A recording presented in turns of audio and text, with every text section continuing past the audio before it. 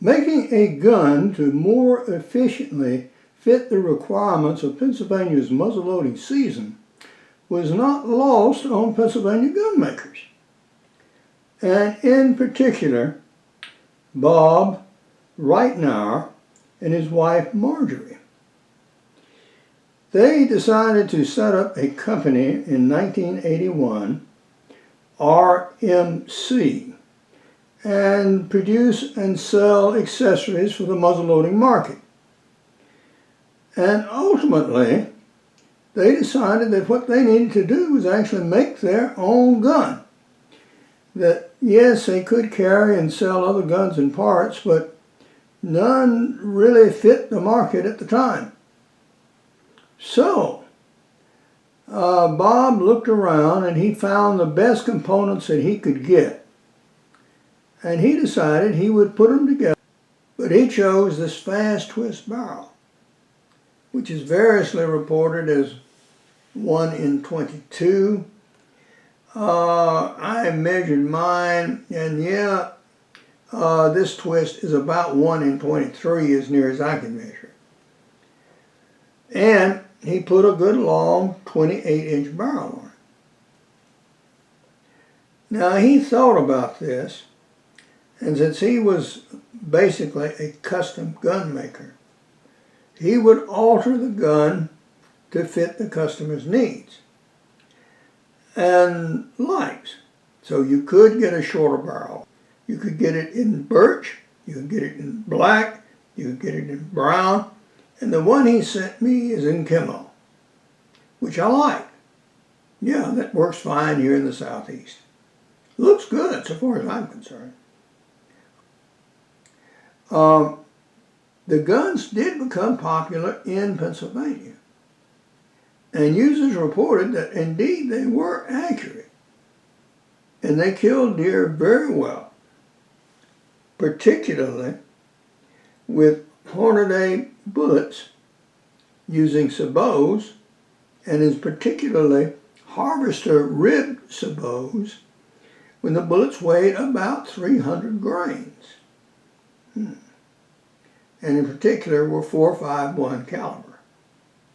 So with this load and black powder, they could do very well. Now let's take a closer look at this lock. And here is the lock itself. You can see how the back is cut away to allow water to drain. And you can see just a glimmer of a stainless steel removable vent hole. Yes, this you could take out and clean, and should, and I did. And so this made for a fast-acting, traditionally flat spring operated flintlock from L&R. So this was a good functional flintlock mechanism that, with good English flints and black powder, was reliable and worked even under somewhat adverse conditions. Moving to the rear, the stock has just a simple butt plate.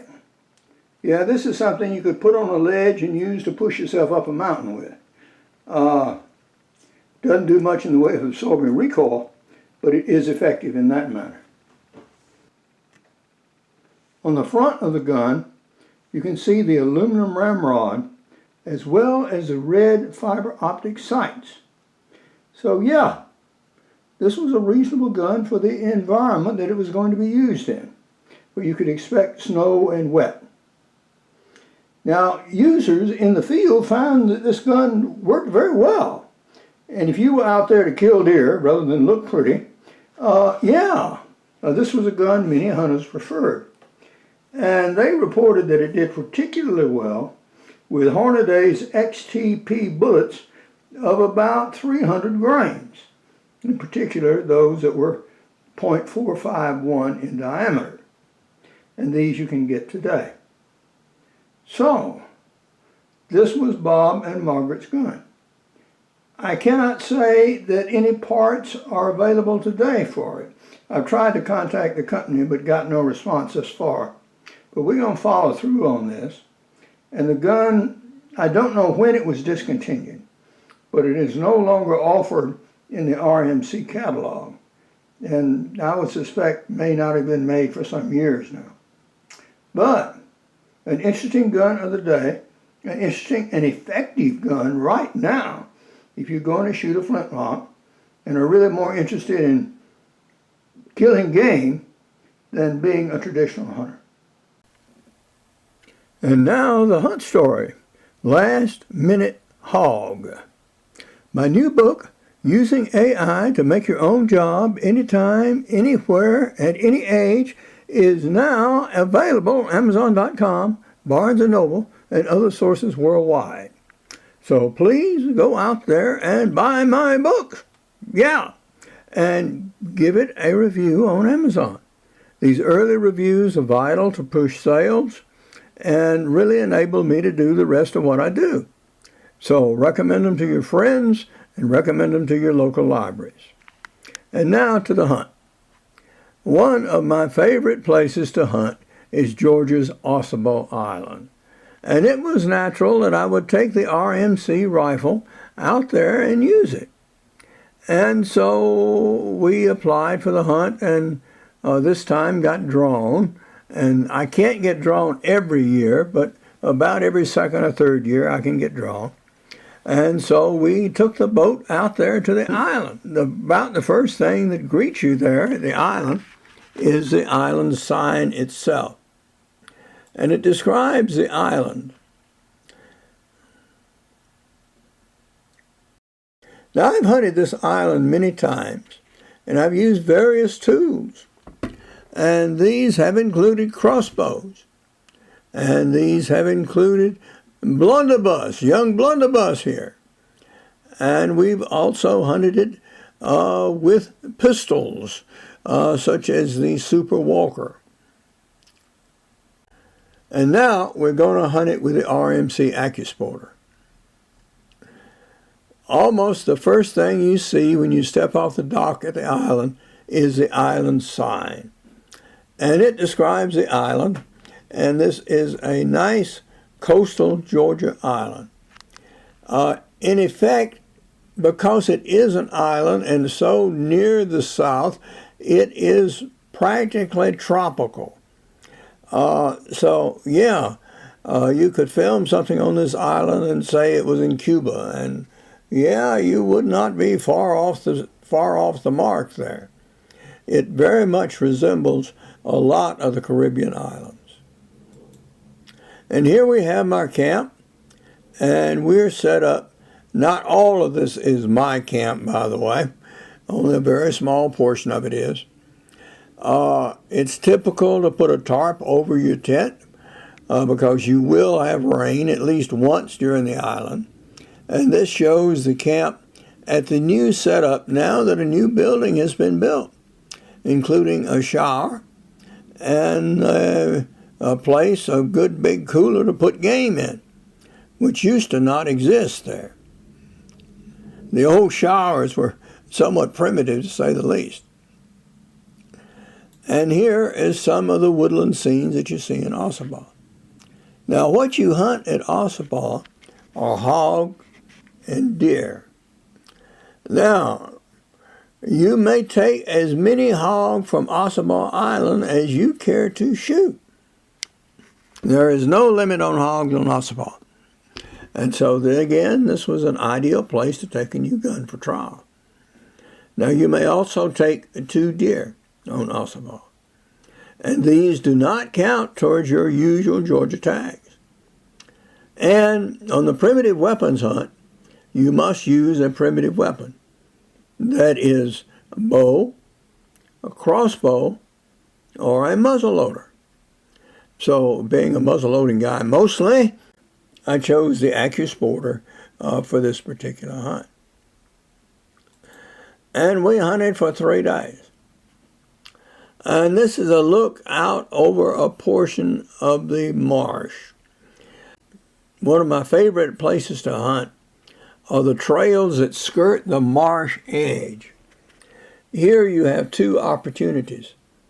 You can sometimes see things out on the marsh itself that are close enough to shoot. Now, by close enough for me, I mean within 100 yards. And beyond that, no, I won't try for anything. But 100 yards and closer, yeah, I'll shoot at that range. And so you set up and you watch and you wait. Now, the tides are very large at Georgia. They range 12 feet. So this large tidal swing floods the marsh. And there are areas of the Ossabaw islands connected by thin little spits where you can get stranded on an island and you can't get back all night if you don't leave early enough. So it'd just be you and the gators and the skeeters. Well, there are skeeters enough out there. And by all means, take your thermocells. Don't be on that island without one or they will eat you alive. And here is another marsh view, and it shows palm trees. Yeah, now palms are good climbing trees, by the way, and I oftentimes climb them with my Tomcat tree stand. But the thing to beware of is make sure your palm tree is live, not dead. Because if you get up on the top of a palm tree and those roots and trunks are dead, yeah, you could bring it down, and you with it. So, first off, if you're going to climb a palm tree, yeah, you want to make sure that thing is living. And we did that. And for 2 days we did that. And you get put out in full dark. So, I'm not going to tromp around in this area when I can't see. So I wait until I have sufficient light to start moving, then move out, find a good place to my stand. Typically, I've hunted this island enough that I know where to go, unless if for some strange reason I don't get drawn and I don't get there and chance to choose one of my favorite areas. And so we set up. And in this particular spot, we actually shared the hunt area with a gator. And gators are very common here. And they like hogs, and they like deer too.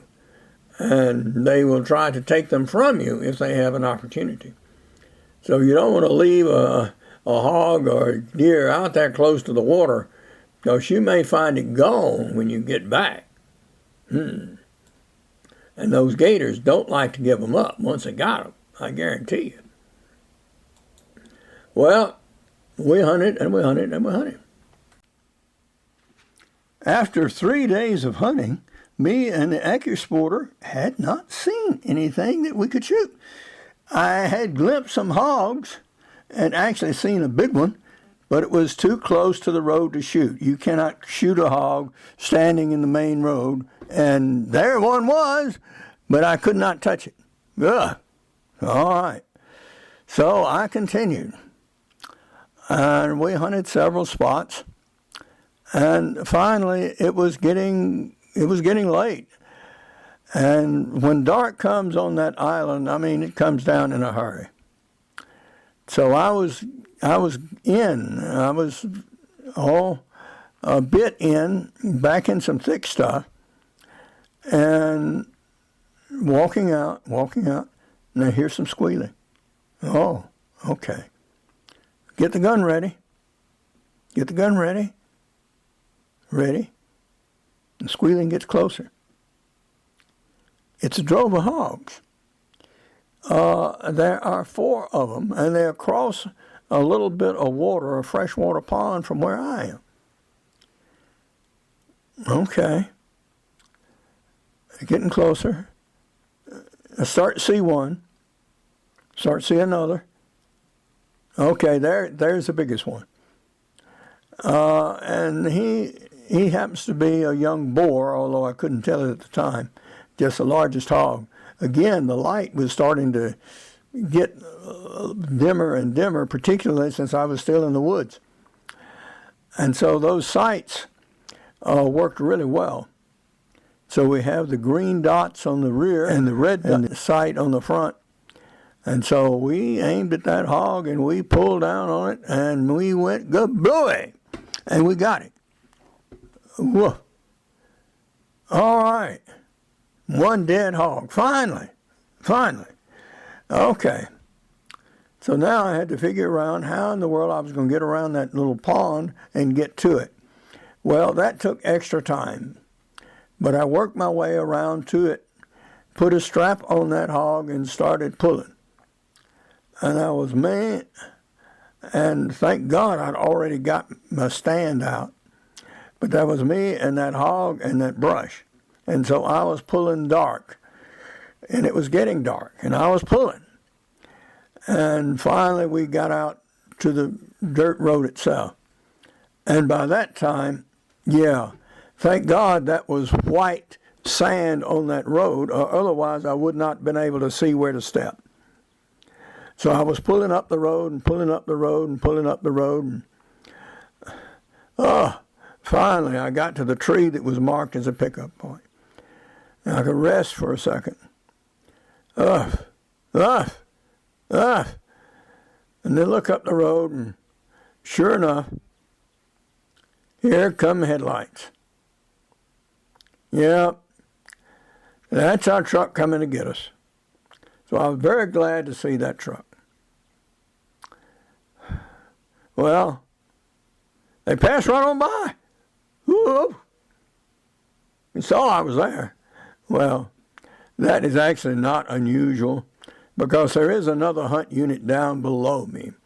And they usually go down and pick up those guys first and then come back. So, all right. No harm done. But I'm sitting there in the dark in the skeeters. And, well, thank God for that thermocell. So I sit there and wait. Gun's unloaded as it has to be. Plus, I just shot it. So I sit and sit. And it seems like an awful long time. But here they come. Finally.